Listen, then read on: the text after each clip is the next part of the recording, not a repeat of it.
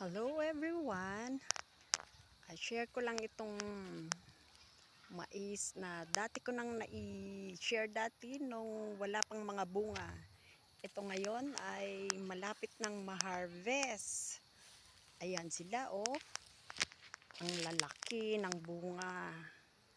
Baka within this week or next week pwede na tong ma-harvest.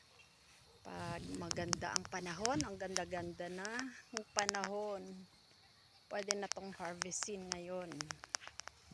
Ngayong week na to or next week siguro. Or mga katapusan.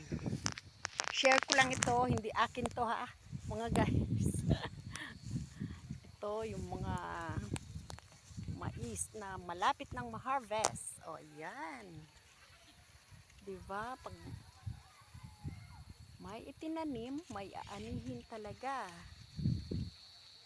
At kung masipag ka lang dito sa probinsya, marami kang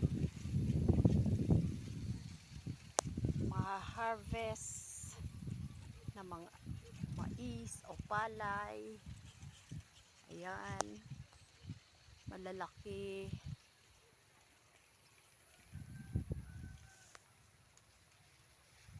Ayan. Hello, hello. Ayan. Pwede nang harvestin next week siguro. Thanks for watching.